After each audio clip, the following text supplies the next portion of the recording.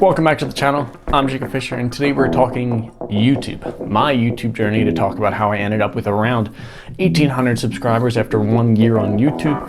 Some people end up with no subscribers and some people end up with 100,000 subscribers. I am neither of them, but I did get monetized in less than a year and I get a consistent number of views every week. So I thought I'd gather some tips to help out others also trying to start out on YouTube.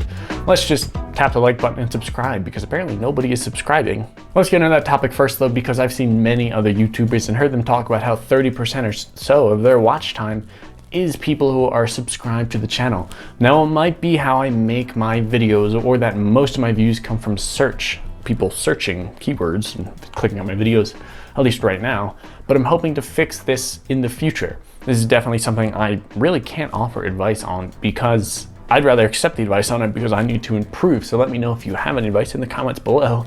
Maybe I just need to niche down further in my videos, but let's move back into the beginning. I uploaded my first video on February 6, 2020, and it got a whopping 20 views and 1 like. Not much going on for my first few videos. They are still on my channel, so I guess if you wanted to see them, you could.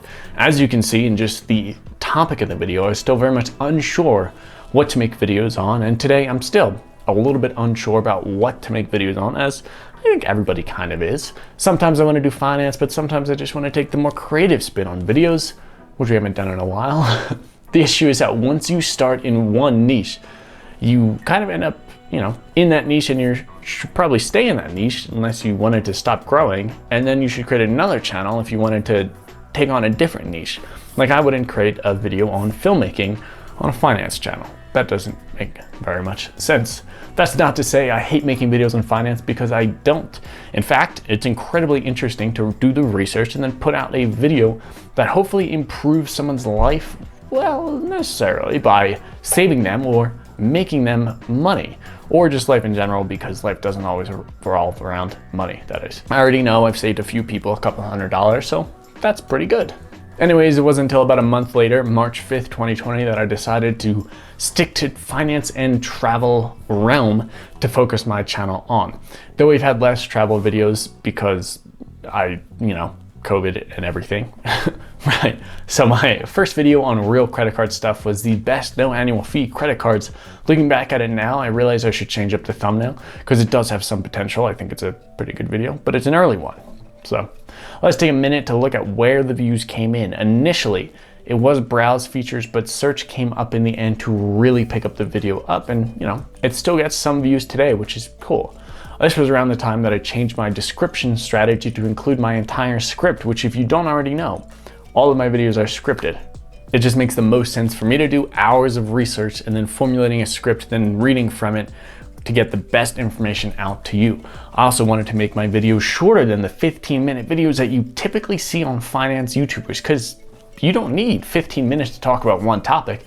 An 8-minute video is pretty much a perfect length, so I shoot for that or around that, at least in all my videos, because you can put a lot of fluff in to kind of make the video longer, but that's kind of boring and no one wants to watch that. At least I don't want to watch that. So you can easily make like an 8-minute video on a simple question on what are the best dividend stocks, or the 5 best dividend stocks. However, I really condensed my script down in the first videos in that description box, and it wasn't until much later that you see the descriptions, like in this video where I have an intro, timestamps sometimes, my links, and then the script. That's right, if you scroll to the bottom of my description, you might be able to read it and get a good source of information if you didn't want to watch my videos. I cut some stuff out though, so you could also still watch the video to get all of the full information. I think that has really helped me, along with another few other factors that I'm getting into in a minute, to keep my traffic source right now at a 64.3% for search, where I get pretty consistent views each and every day. At the end of the day, YouTube is a search engine, and if you optimize a video on search, then you should definitely end up ranking for it, and people should be clicking on it as long as you have a good title and thumbnail as well. If we dive into my analytics, we can see that a significant portion of my views come from search, while the other ones stay kind of stagnant and sometimes get random spikes like suggested. My YouTube search traffic started to get pretty consistent around May of 2020 and has only grown since then. I've always thought search is a great place to get views if you optimize everything properly and make a video on things that people are searching. You do also need to make good content, so let's get into that now. When I first started making videos, I was trying to make videos on questions that I wanted to know the answer to or find the best source for information from. I still do that, but now I can kind of branch out into other areas, like I started a day trading crypto bot. Spoiler, that's a video that'll come out in a few weeks. I was also curious about the different brokers, so I made a review of the different brokers and kind of condensed them in a collective review as long as individual ones, which helped me answer the question, should I switch to interactive brokers, which I didn't end up doing. I just came up with all these ideas on my own, but some video ideas I'll check out Google Trends to see what's going on in the world. For example, I noticed one day that the Chime credit card was breaking out, so it was time to make a video on that credit card. That's another way to get video ideas as well. But you do need to come up with those ideas and then make a video pretty quickly over the next week, rather than toss it on the list of all the ideas for a video. You still have the one problem of being able to make good videos though, and how I improved on my videos was also kind of easy. You make your video and then post it to a ton of YouTube orientated subreddits like r/getmoreviews, advertise your videos, YouTube promotions, and most important, small YT or YouTube channel.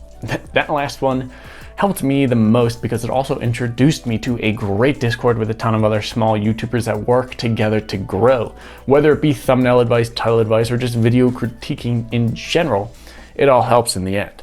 Anyways, my first 3 months or so, I would post all my videos on all of those subreddits to try and grow and improve my channel.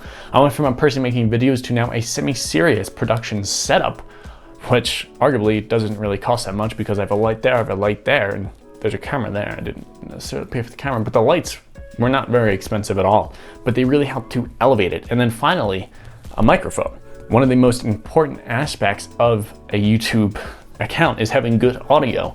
And this microphone, which seems like it's fancy, it's not. It's wired into the camera, and it only cost me like $20 off Amazon, but it drastically improved my audio experience on my videos.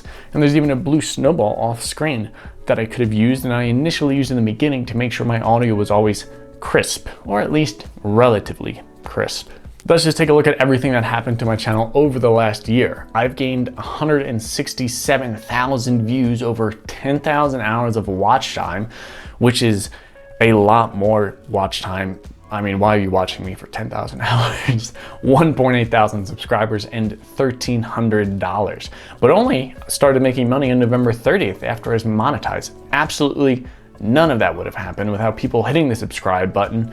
So I wanted to thank each and every one of you for that. If you want to pop in the Discord, say hi, ask some questions, or maybe play some games, and click the link in the description for the Discord. We don't talk much in there, but that's okay. Let me know your questions about YouTube and about your YouTube journey in the comments below. I upload videos on Monday and Friday on travel and finance, and this one. Thank you so much for watching, and until next time.